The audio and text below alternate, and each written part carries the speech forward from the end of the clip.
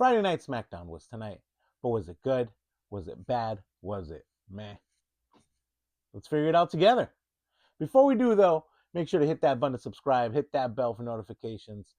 We're trying to post every day here, so come, be a part of it. Don't you want to say you were here first? Now, let's talk wrestling.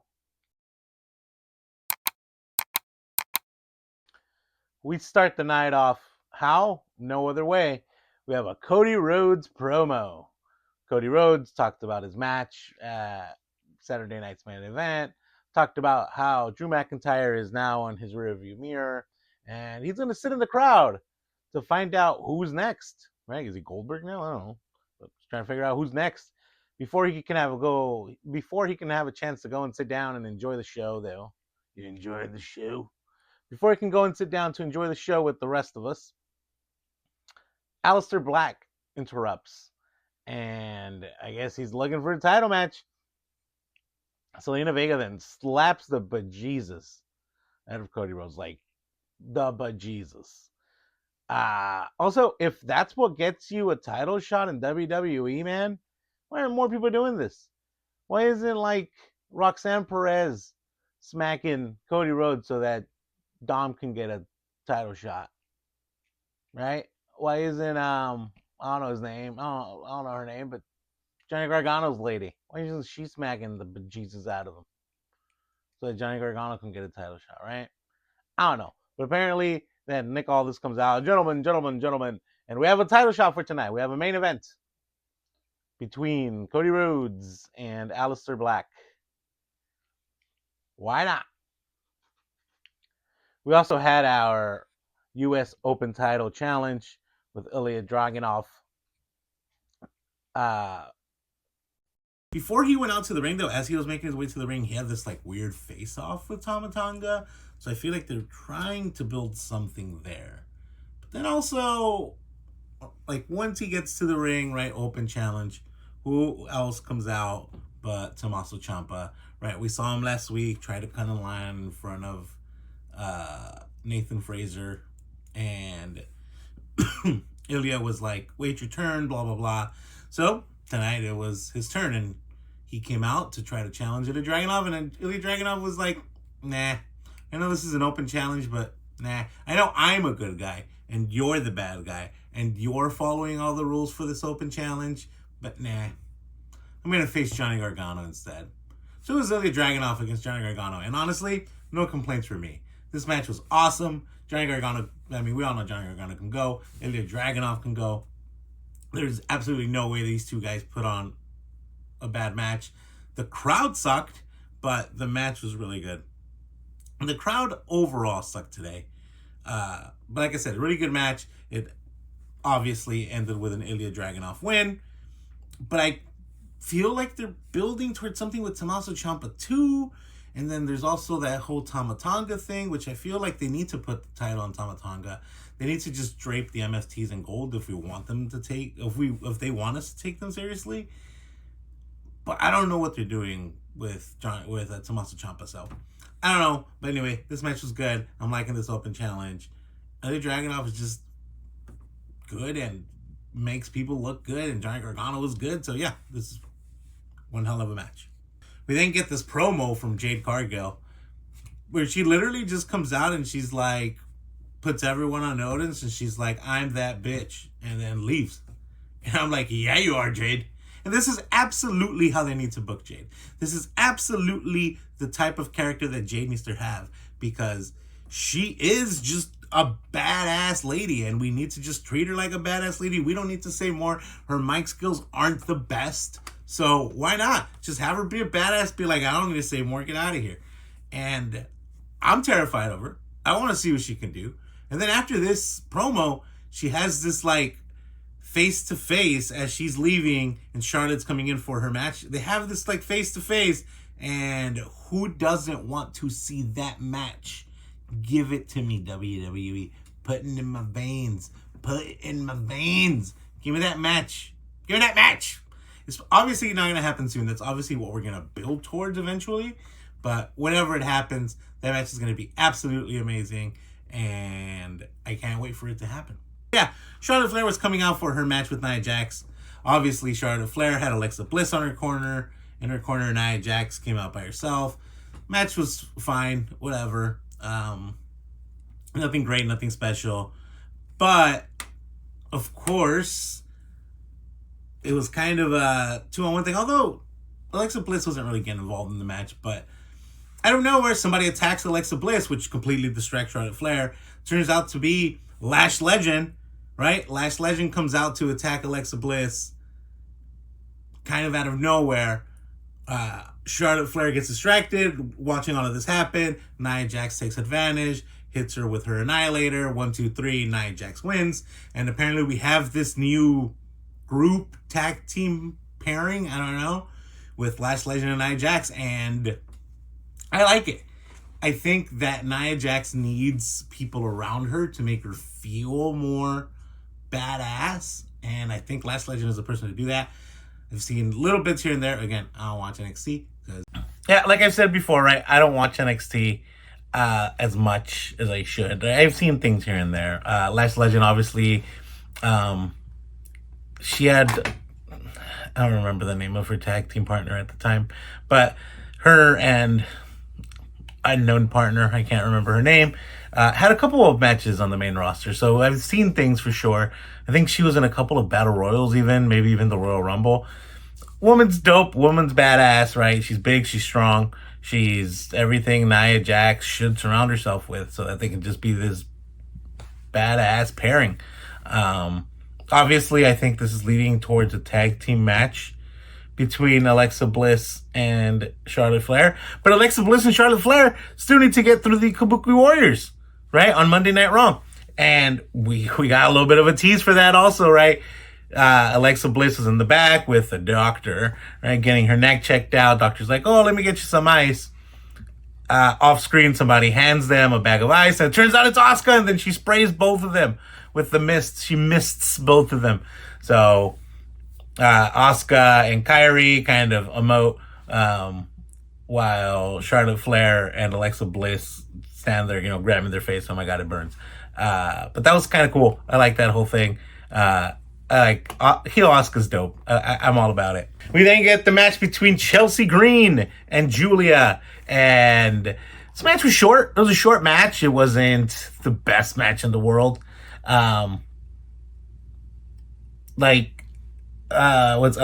Fire and Kiana James were kind of fighting out in the outside, right? So Alba Fire took care of Kiana James so that she wouldn't get involved in the match, and then Kiana James gets kicked by Julia, so they're both kind of just there at this point. But Chelsea Green gets the win! Yes, you guys know how much we love Chelsea Green on this channel. I've been saying that Chelsea Green needs to push even more. Give her the American, give her all the titles. Give her the women's title. Give her the WWE women's title. Give her both WWE main titles. I don't care. Chelsea Green deserves the world as far as I'm concerned. But yes, we have a new first time ever, two-time women's U.S. champion, Chelsea Green. She got her win by putting her feet on the ropes for sure on Julia, right? Because we still got to protect Julia. But I don't care.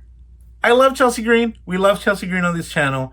And I love the fact that we have a new U.S. champion. The first ever two-time U.S. women's champion. Longest running, defending. Yes. I love it. I love it. We then get the match between Talla Tonga and Rey Fenix. And look, I wasn't excited about this match. And to be perfectly honest with you, I wasn't a huge fan of this match either, right? Just the whole, Rey Fenix is really good, but Talla Tonga just feels a little robotic, a little big showish to me. I don't know. MFT just ain't doing it for me. Other than Talla Tonga, because he's just, I like Talla Tonga. This whole stable just ain't doing it for me, and we need to do something with them. Let's drape them in gold. Let's do something, because they're just not doing it for me. But anyway, as the MFTs were coming out, I don't remember if Rey Fenix was already in the ring or if he came out later. I think he came out after, actually. But as the MFTs are coming out, they get attacked by the Motor City Machine Guns and Shinsuke Nakamura. Dope, right? Evening the score. Yes, we still have Solo Sikoa in Talla Tonga's corner. He's the only one because the rest of them go fight in the back after this attack. So Rey Fenix versus Talla Tonga. Honestly, clean match, right? Like I don't really remember Solo Sikoa getting involved much or at all, even.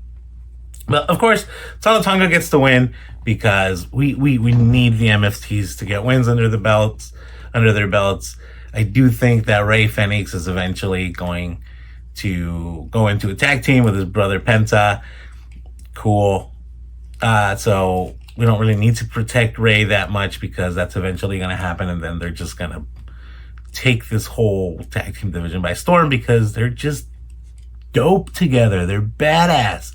So like, as much as I love Penta Solo push, and I think we should revisit that at some point, I think getting these two into a tag team is a good move. But I digress, right? So Talla Tonga beats Rey Fenix. Cool. Solo Sikoa then comes into the ring. They're about to start attacking Rey Fenix when who interrupts them but Sami Zayn. Before this whole thing, we had a segment in the back with Nick Aldis, and Sami Zayn was like, hey, I know I'm not cleared to compete, but just let me be out there in the ring so I can protect Rey Fenix against the MFTs. And Nick Aldis was like, no, you can't. But obviously, Sami Zayn doesn't care when Nick Aldis tells him. So Sami Zayn was out there. He came out there with a chair. MFTs run. Talla Tonga and Solo Sikoa kind of run away, and that's the end of that segment. We then get the announcement for the other two matches for the John Cena Open Challenge. We get a little segment with R-Truth being like, "Hey, I want to be in the challenge, and here's some balls jokes because WWE, man, here's some balls jokes." So, R-Truth is like, "I want to be in the tumbler so I can, get a shot at John Cena." And Nick Aldis is like, "No, you're already in there, dude. Don't worry about it." So, I guess eventually we're getting an R-Truth match in this tournament. But we get two matches announced, sort of. We get The Miz versus Jey Uso. Cool, fun. I like that The Miz has been campaigning to have a match against John Cena in this farewell tour. I don't think he's going to win the tournament. I don't even think he's going to win this match because I think that Carmelo Hayes is going to somehow get involved and cause him this match, and Jey Uso is going to get the win. That's just what I'm going to say. And then we get a second match announced, kind of, right? Because he announces LA Knight is the next competitor, and his match is going to be against... I think I'm going to hold on to this name for a bit. So we don't know who LA Knight is facing off against, but I have theories. It's probably going to be someone from TNA. It's probably, I don't know, maybe Jeff Hardy, maybe Matt Cardona. I don't know. I feel maybe even Joe Henry, right? I do feel like it's going to be somebody from TNA. It's not going to be Edge. It's not going to be Jericho. But I do think it's going to be someone from TNA, and we're just going to have to wait and see. But they obviously want us to talk about this, so I feel like we're going to get a week's worth of people talking about it. Being like, oh my God, is this where Edge comes back? No, it's not going to be Edge. It's going to be fun, and it's going to be somebody from TNA, but it's not going to be anybody from AEW. So don't get your hopes up on this. Still exciting, still intriguing. Oh, maybe I'm wrong. Maybe no. We then get our main event between Cody Rhodes, and Cody Rhodes and Aleister Black. I totally just glitched there for a second. We get our main event between Cody Rhodes and Aleister Black. And absolutely no one interfered. And this was a normal match. Just kidding. I'll be like, the match was fine. The match was good. Aleister Black is good. I do think that they're going to push him a lot more after this whole feud with Damian Priest, after that's all over. It's not over. Spoiler alert. So the match goes on for 10 minutes, and then eventually it gets interrupted by none other than Drew McIntyre. Drew McIntyre claymores the living hell out of this referee, right? And it's the same referee, I think, that refereed their match at Saturday Night's Main Event. So he starts playing him. He's like, "You're with Cody and you're against me," and blah, blah, blah, blah, blah. So we have conspiracy theorist Drew now. So Drew's like, just like on top of the ref. And then Cody Rhodes gets up. He like, attacks Drew, kind of takes him off the ref. So then he starts attacking Drew. Then he gets kind of blindsided by Aleister Black, and they start double teaming Cody Rhodes. And then we get the Wepa King. Wepa. We get Damian Priest coming out of nowhere. Not out of nowhere, right? But his music hits. He comes down the ramp. Kind of have this 2-on-2 thing. We're definitely going to get a tag team match at some point. Maybe War Games, maybe the Friday before War Games. I don't know. We're definitely going to get a tag team match here at some point where they're fighting, right? Then Aleister Black and Zelina Vega kind of just skedaddle. Drew McIntyre is making his way, kind of retreating because Cody Rhodes and Damian Priest stand strong. Nick Aldis comes out and he's like, "You've been doing this for a while and I've tried to stop you and you're suspended, Drew McIntyre." So we have a suspended Drew McIntyre. What does that mean? For how long? Why? I don't know. Is it going to matter? Probably not. So Drew McIntyre is officially suspended, and that's how we go off the air with Nick Aldis and Drew McIntyre arguing. I guess we're not going to see Drew McIntyre again for a while. We're definitely going to see him next week. This is going to be a story that lasts a week. I hate when WWE does stuff like that where it doesn't matter, but they want us to believe that it matters. Anyway, and then that was wrong. It was fine. It wasn't anything special. I didn't hate tonight's episode. I I did feel like it flew by. There were bits and pieces where I was like, really? I mean, the whole, like, our truth is entertaining, but, like, come on, bulge jokes. The main event was really annoying. I really hated how that ended. I knew that that's how it would end. Well, not exactly right, but I knew Drew McIntyre was going to get involved. I knew Damian Priest was going to get involved. And sure enough, that's exactly what happened. We have a new champion with Chelsea Green, which I absolutely love. So, some highs, some lows. Not a great episode, not a terrible episode. You know what? I'm going to take that back. I actually quite enjoyed it. It wasn't, oh my God, this is the best episode of SmackDown of all time, but I actually quite enjoyed this episode. I feel like little things here and there kind of building. Next week, we're going to get Jade Cargill versus B-Fab. I don't know why. I guess just like start feeding Jade Cargill all of these mid-card challengers so that she can absolutely destroy them and just look like a bigger badass, which is absolutely what's going to happen. But we did get that match announced. Jade Cargill against B-Fab next week. Cool, I guess. Yeah, let me know in the comments what you thought. Let me know if I'm wrong. Let me know if you absolutely loved tonight's Friday Night Smackdown. Let me know if you absolutely hated tonight's Smackdown. Like I said, I'm on the positive, but not like, if it's a scale to 100, I'm like at an 80. It was good. It was fun. I enjoyed it. And that's pretty much all I can say about that. But anyway, let me know in the comments what you thought. Let me know why I'm wrong. Let me know what you absolutely loved about tonight. Let me know what you absolutely hated. What do you guys think this whole Drew McIntyre, Aleister Black, Cody Rhodes, Damian Priest thing is happening? Who do you think that mystery opponent is going to be against LA Knight? Yeah. Who do you guys think that opponent's going to be? My money is honestly on Jeff Hardy. I don't know why. I just have this feeling it's going to be Jeff Hardy. We'll see. Anyway, as always, thank you guys so much for joining me. Since you made it this far, make sure to drop a like, drop a comment, do all the things. And until next time, go touch grass, you nerds. Peace.